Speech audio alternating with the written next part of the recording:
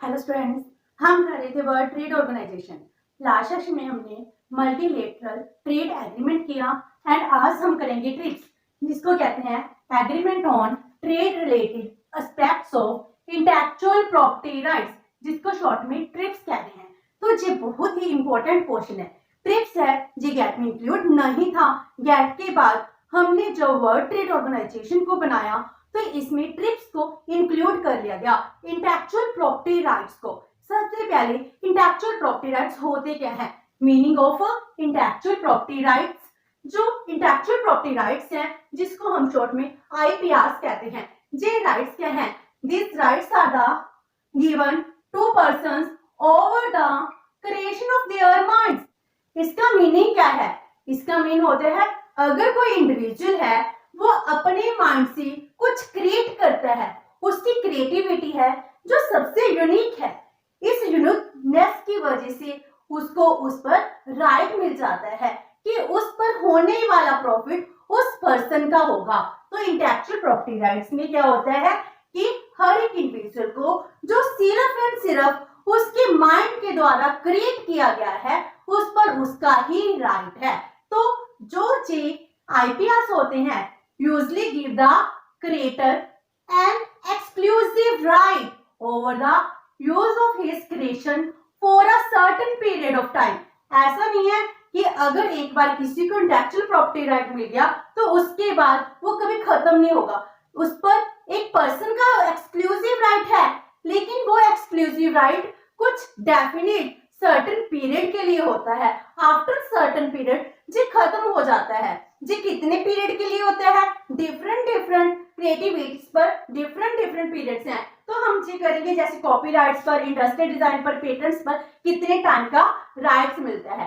तो जब हम इंटेलेक्चुअल प्रॉपर्टी राइट्स की बात करते हैं हम यही कहते हैं कि एक इंडिविजुअल ने कुछ क्रिएट किया है और वर्ल्ड ट्रेड ऑर्गेनाइजेशन उसको प्रोटेक्ट करता है, उस पर्सन को एक्सक्लूसिव राइट देता है कि ये क्रिएटिविटी के लिए हम आपको राइट देते हैं कि इस पर जो कुछ आपने अर्निंग करनी है आप कर सकते हैं। कोई अदर इंडिविजुअल ग्रुप इस क्रिएटिविटी को कॉपी नहीं कर सकता।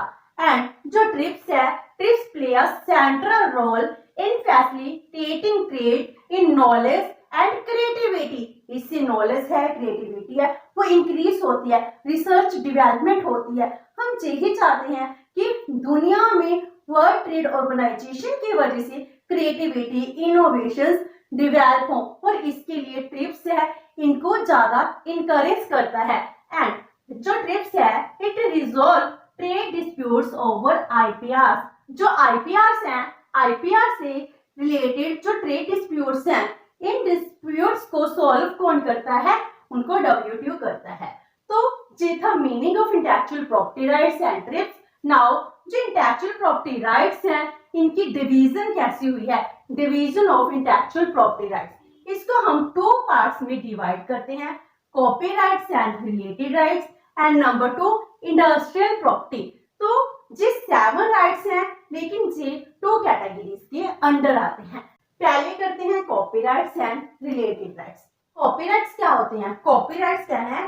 किसी ऑथर के राइट्स हैं जो उसकी लिटरेरी वर्क के लिए, आर्टिस्ट वर्क के लिए उसको प्रोवाइड कराया जाता है। अगर हम कोई बुक पढ़ते हैं उस पर इस तरह का साइन लगा होता है, ये क्या हो गया? कॉपीराइट। इट मींस क्या हो गया? उस पर कॉपीराइट दिया गया है उस ऑथर को, उस बुक की, उस क्रिएटिविटी की कोई अदर पर्सन कॉपी नहीं कर सकता। तो जो कॉपीराइट्स है वो कितने सालों के लिए ग्रांट किया जाता है? For a minimum period of 50 years after the death of author. जिसने उसको क्रिएट किया है उसकी डेथ होने के बाद 50 इयर्स तक कॉपीराइट रहता है। जैसे हम बुक्स पढ़ते हैं, स्कल्पचर होते हैं, कंप्यूटर प्रोग्राम्स होते हैं, फिल्म्स होती हैं, इन सब पर क्या होते हैं? कॉपीराइट्स होते हैं।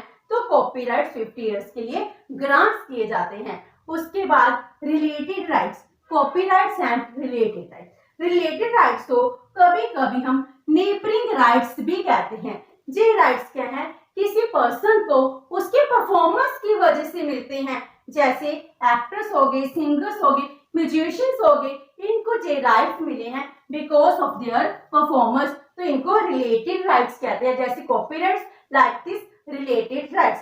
तो प्रोड्यूसर ऑफ फोनोग्राम्स होते हैं, इनको भी कॉपीराइट्स मिल जाते हैं। साउंड रिकॉर्डिंग होगी, ब्रॉडकास्टिंग ऑर्गेनाइजेशंस होगी, तो इनको जे रिलेटेड राइट्स मिल जाते हैं। तो जे कॉपीराइट्स एंड रिलेटेड राइट्स होगी, जिसमें अगर हम कुछ क्रिएट करते हैं, कुछ परफॉर्म करते हैं, जो हमारी क्रिएशन है, इसके लिए ही कॉपीराइट्स प्रोवाइड किए जाते हैं। और उसके बाद सेकंड कैटेगरी आती है इंडस्ट्रियल प्रॉपर्टी। इंडस्ट्रीज के साथ रिलेटेड रिसर्च एंड डेवलपमेंट के लिए, उनके अदर पर्पस के लिए इंडस्ट्रियल प्रॉपर्टी के अंडर राइट्स दिए जाते हैं। तो जो इंटेलेक्चुअल प्रॉपर्टी राइट्स हैं, इनको 6 पार्ट्स में डिवाइड किया गया है, जिसमें पहले आता है ट्रेडमार्क्स। ट्रेडमार्क्स क्या होता है? ट्रेडमार्क्स किसी अंडरटेकिंग के साइंस होते हैं, उनके डिजाइन होते हैं, जो उसकी गुड को अदर अंडरटेकिंग्स हैं उनसे डिफरेंशिएट करते हैं। हम जब जा रहे होते हैं, जैसे ऑटोमोबाइल्स की बात कर ले, तो जैसे कार्स हैं, कार की हर एक कंपनी की अपनी अपनी ट्रेडमार्क है, तो हम उसका ट्रेडमार्क देकर बता सकते हैं कि ये कार किस कंपनी की है। तो ये क्या हो गया? ट्रेडमार्क हो गया। इस तरह ट्रेडमार्क्स पर भी इंटेलेक्चुअल प्रॉपर्टी राइट्स मिलते हैं। तो ट्रेडमार्क्स क्या है? एनी साइन और any combination of science which distinguish the goods and services of one undertaking from those of other undertaking, जो सेम गुड्स बना रही हैं उनसे उस गुड को डिफरेंशिएट करती है। तो जो ये साइंस हैं, ये क्या बन जाती हैं? ट्रेडमार्क की कैटेगरी में आ सकते हैं। जब हम अपना ट्रेडमार्क रजिस्टर करवाते हैं, तो उसको जिस साइन पर, जे कॉम्बिनेशंस पर ट्रेडमार्क मिल जाता है, तब कोई और अंडरटेकिंग वो साइन यूज नहीं कर सकती। इसमें क्या कुछ इंक्लूड हो सकता है? जैसे पर्सनल नेम्स हो गए, लेटर्स हो गए, न्यूमरल्स हो गए, फिगरेटिव एलिमेंट्स हो गए, कॉम्बिनेशन ऑफ कलर्स हो गए, ये सभी क्या है? Eligible for the trademark. तो ये ट्रेडमार्क्स हैं जो इंटेलेक्चुअल प्रॉपर्टी राइट्स का ही पार्ट है। उसके बाद आता है जियोग्राफिकल इंडिकेशन, जिसको हम शॉर्ट में जीआई टैग बोलते हैं। जीआई टैग क्या होता है?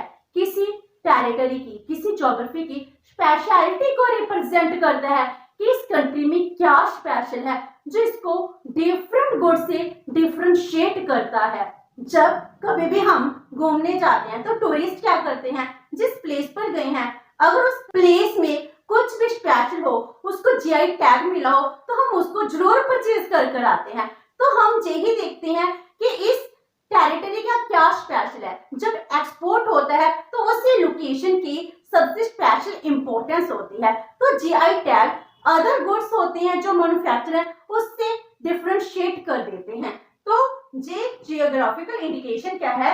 It refers to the identity of a goods as a originated in that territory. उस टेरिटरी की स्पेशलिटी है, क्वालिटीज है, रेपुटेशन है किसी गुड की, जो सिर्फ उसी लोकेशन पर एट्रीब्यूट हुई हैं, उनकी ही स्पेशलिटी होने की वजह से उनको जीआई टैग मिलता है। जैसे हम बात करते हैं बनारसी साड़ी की, दार्जिलिंग चाय की, एंड ऐसे बहुत कुछ है जो सबसे स्पेशल होता है। आगरा का पेठा हो गया, तो ये सब कुछ के जीआई टैग में है। जब एक्सपोर्ट होगा, तो एक्सपोर्ट के लिए ये सबसे फेमस होती है, इसी लोकेशन से गुड्स जाती हैं और टूरिस्ट भी इसी को ही प्रेफर करते हैं। उसके बाद आगे पेटेंट्स।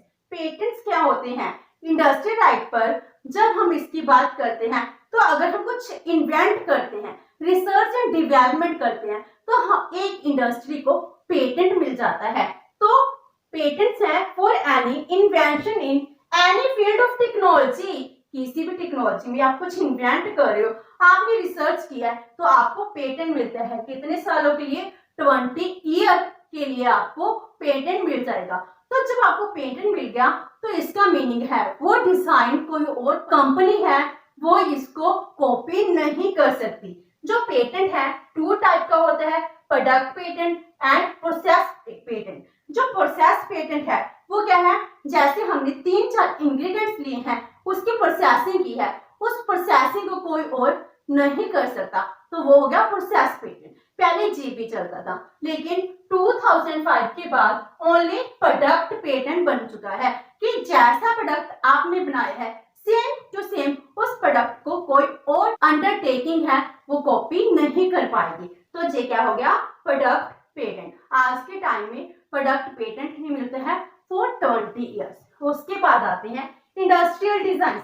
इंडस्ट्रियल डिजाइन क्या होते हैं, हमारी कंपनी की डिजाइन्स को 10 इयर्स के लिए प्रोटेक्ट करते हैं। तो इसमें क्या हो गया, owner of protected design would be able to prevent his design by other traders. कोई अदर ट्रेडर्स है वो उस डिजाइन को कॉपी नहीं कर पाता, तो ये सब कुछ उस कंपनी के डिजाइनर को मिल जाते हैं, जिससे वो अपने प्रोडक्ट को सेल कर सकता है, एक्सपोर्ट कर सकता है, अर्निंग को अर्न कर सकता है। और उसके बाद आते हैं ट्रेड सीक्रेट्स। ट्रेड सीक्रेट्स क्या होते हैं, ट्रेड सीक्रेट्स एंड नो हो, ये क्या होते हैं, हैविंग कमर्शियल वैल्यू, जिनकी कमर्शियल वैल्यू है, जो बिजनेस पर्पस के लिए यूज किए जा सकते हैं, shall be protected against breach of confidence and other acts. तो जिसकी कमर्शियल वैल्यू है, ऐसा कोई आपका सीक्रेट है, तो उसको ट्रेड सीक्रेट्स के अंडर रजिस्टर किया जाता है। और इससे क्या बेनिफिट होता है, जिसका जो ट्रेड सीक्रेट्स है वो ही प्रॉफिट अर्न करता है। जैसे एग्रीकल्चर केमिकल्स हैं, ये भी प्रोटेक्टेड हैं अगेंस्ट अनफेयर कमर्शियल यूज, तो ऐसे ट्रेड सीक्रेट्स काम करते हैं। And last one is integrated circuits. Integrated circuits क्या होते हैं, एक कंपनी के जो डिजाइन्स हैं, उनका लेआउट है, उनको प्रोटेक्ट करते हैं।